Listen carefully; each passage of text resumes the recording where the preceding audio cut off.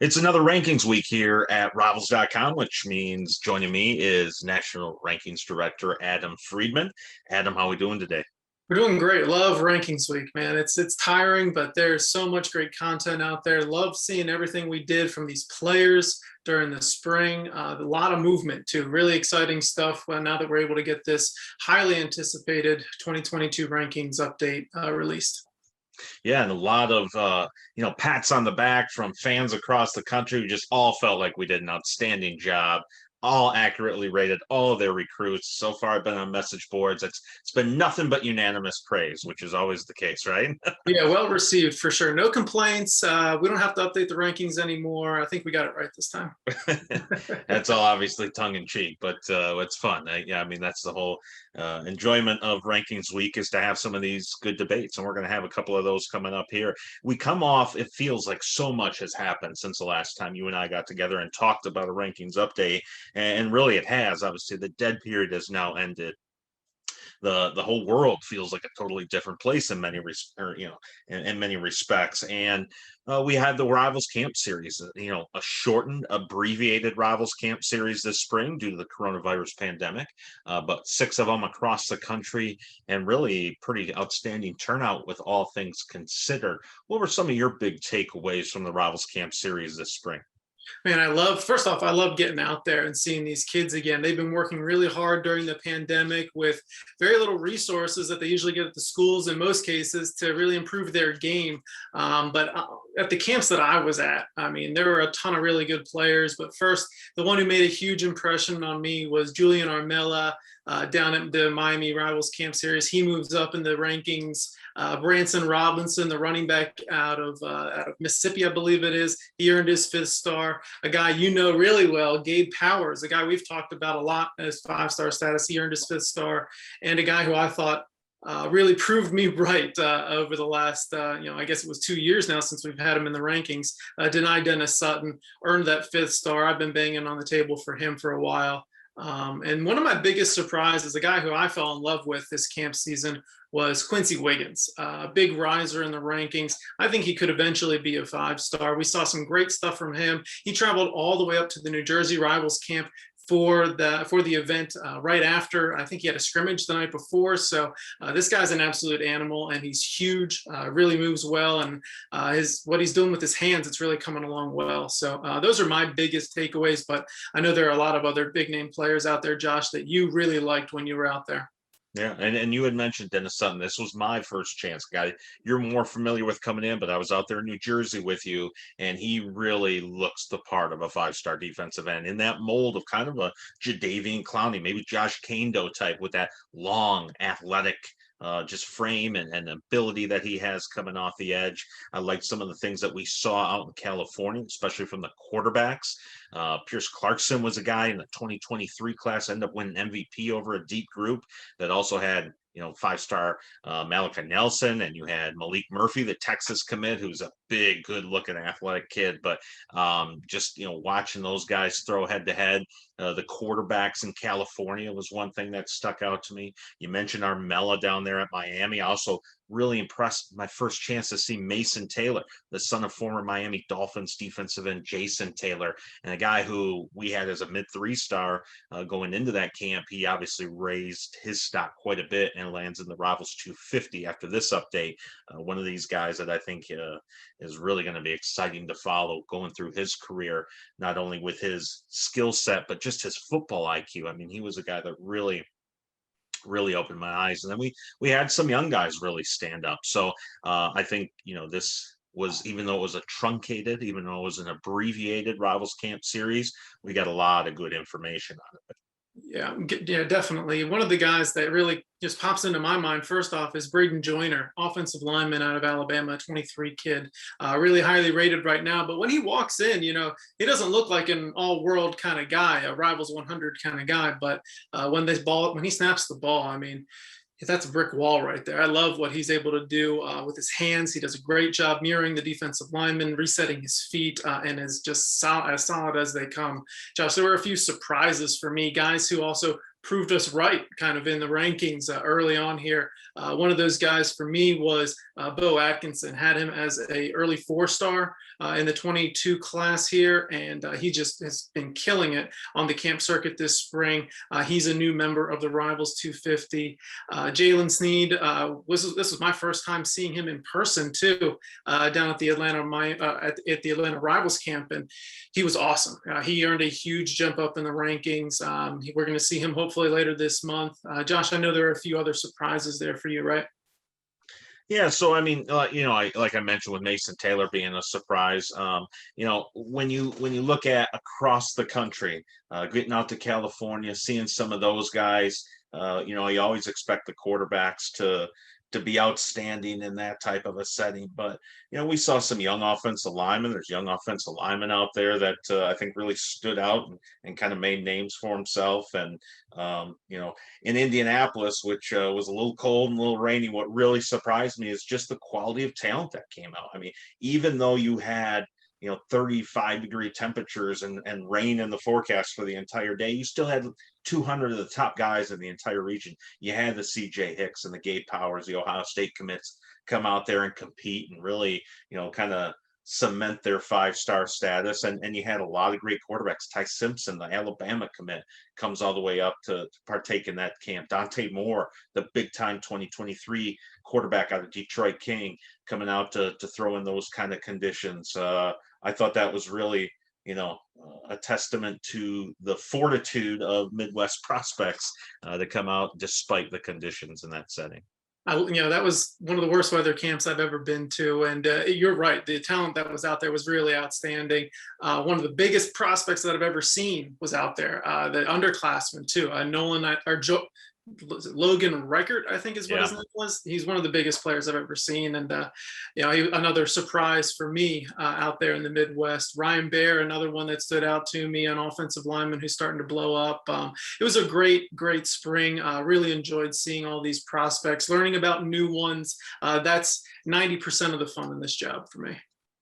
And interestingly, when we have the updated Rivals 250, two guys at the top of that ranking who were not at the Rivals camp, and everybody, I was on boards today where they accused us of only bringing up only giving rises to the guys that attend Rivals camps. The Rivals camp is an outstanding evaluation opportunity, but it is viewed the same as any other major camp, major evaluation opportunity, and weighted equally.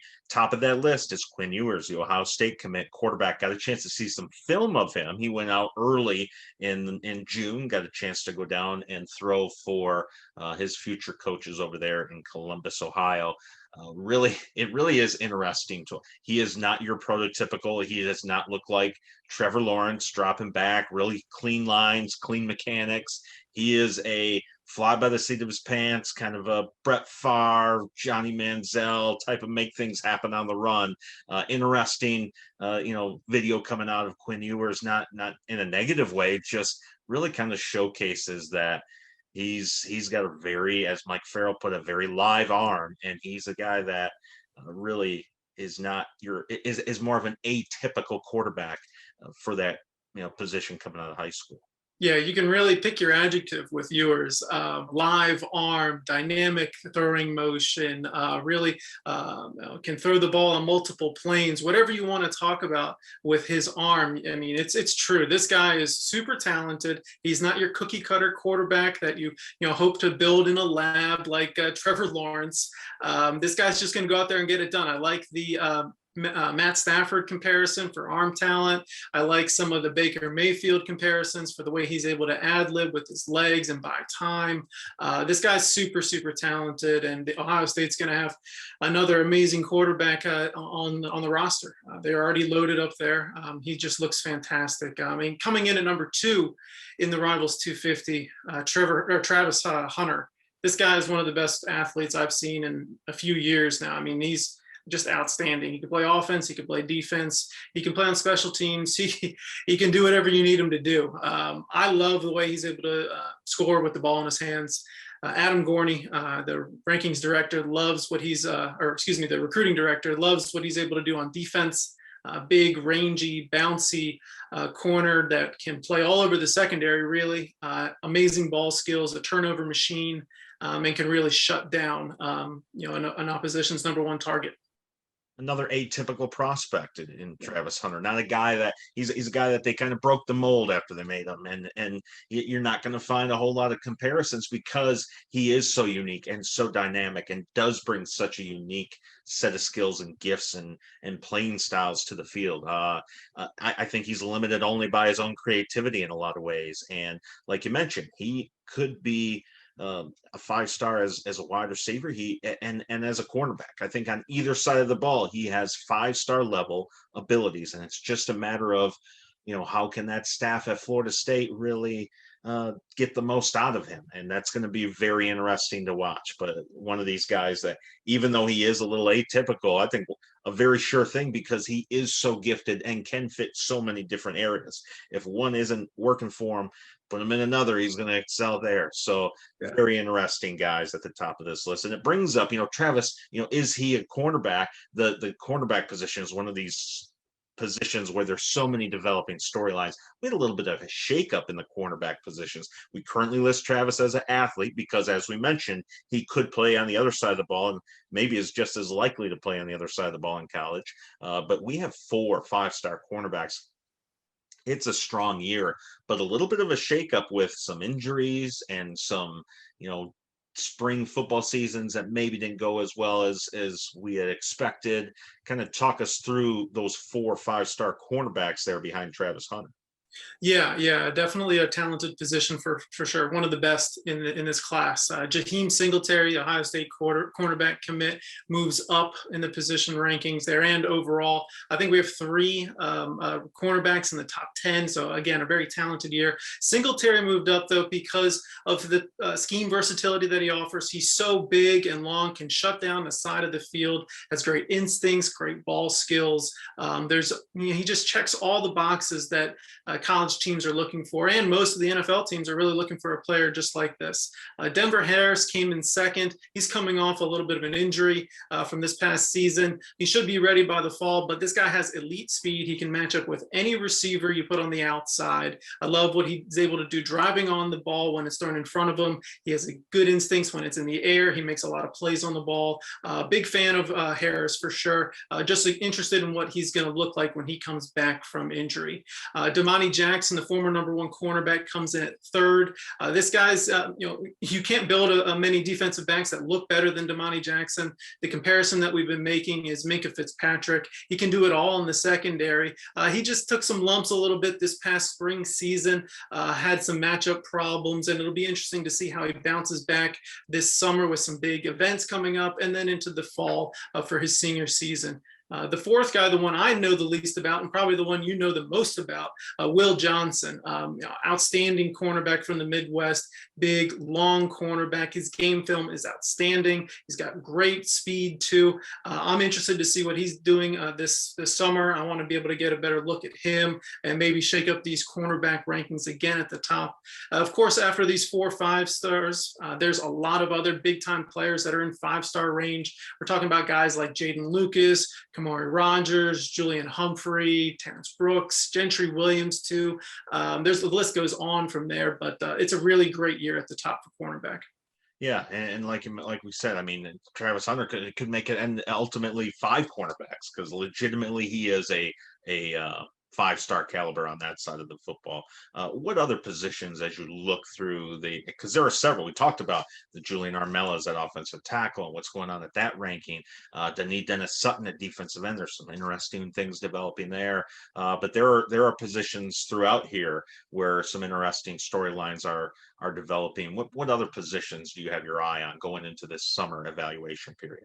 Yeah, you hit on the 2 of the 3 other ones I wanted to mention. Offensive tackle, Julian Armella at the top, followed by Kelvin Banks, Cam Newberry, and Zach Rice out of Virginia. A really strong group there that can do a lot of different things across the offensive line. We've got them listed at tackle, but almost all of them, I would say, could end up moving inside to guard. Some of them have that body type to be able to excel at both positions. At defensive end, really the talent at defensive end is at strong side end. Dennis Sutton, jumps up to the top there, ahead of Michael Williams.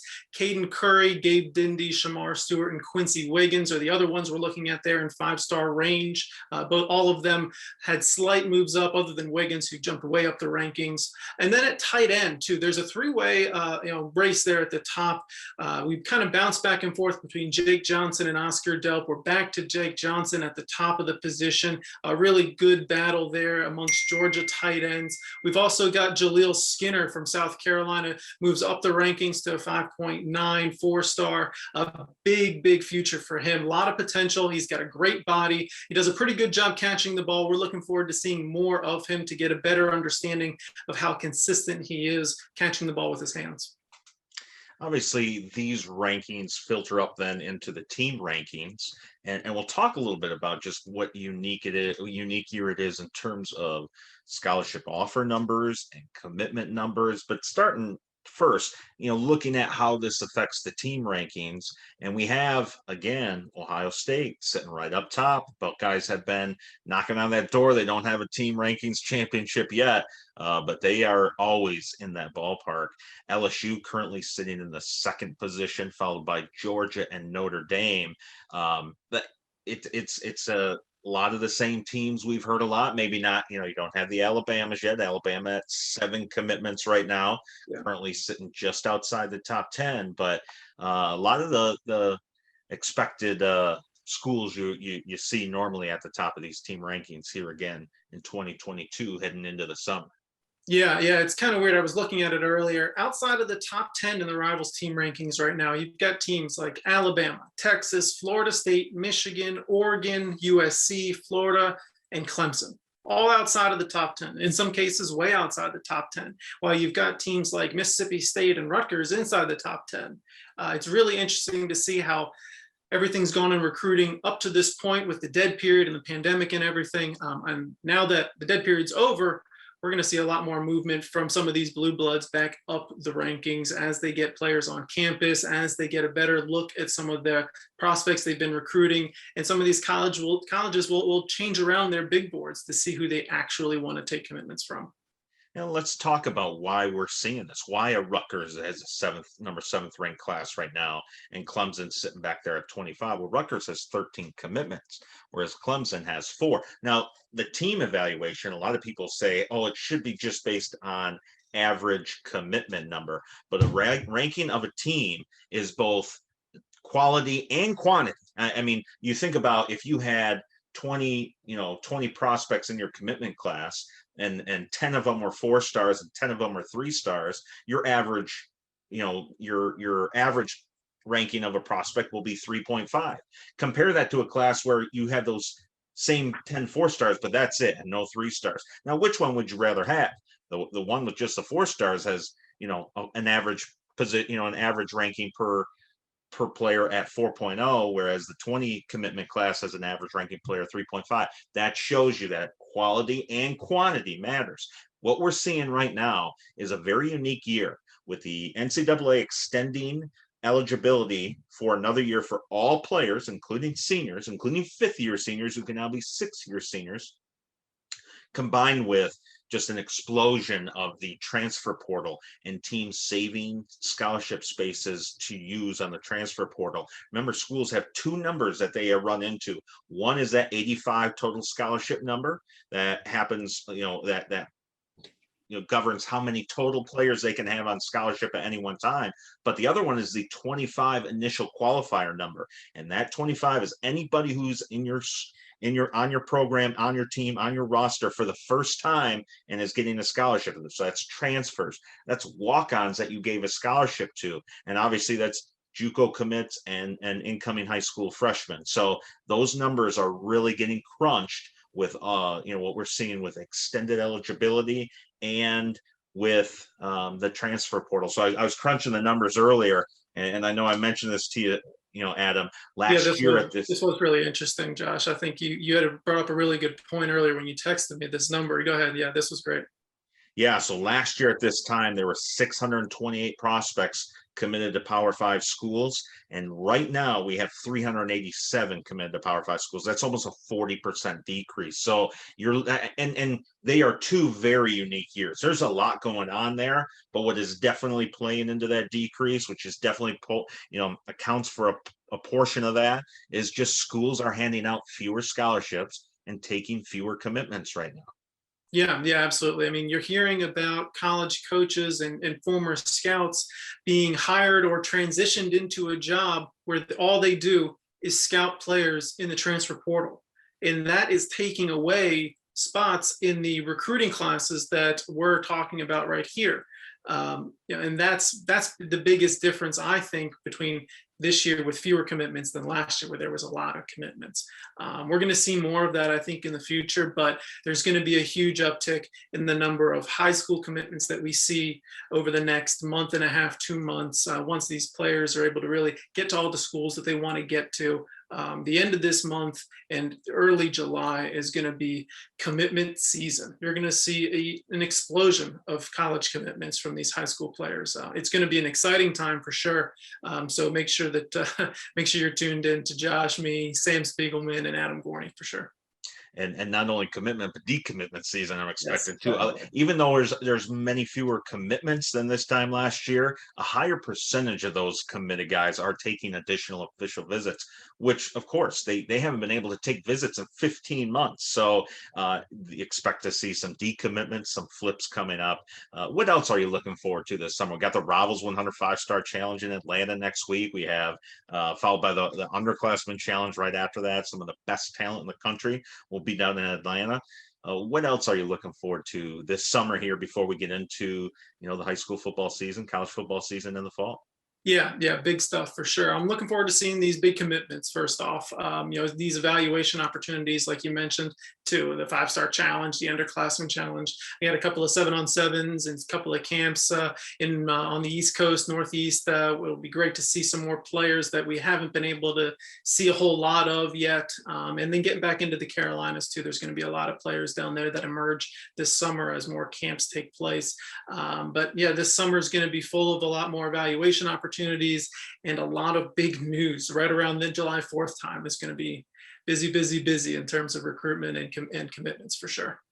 You can follow all that coverage on Rivals.com, from camps to commitments to official visits. And we're also running a promo this month for the entire month of June to get free trial all the way till summer camp starts on August 10th is kind of the drop-off date, visits 2021. So log on to the front page of Rivals.com for that information.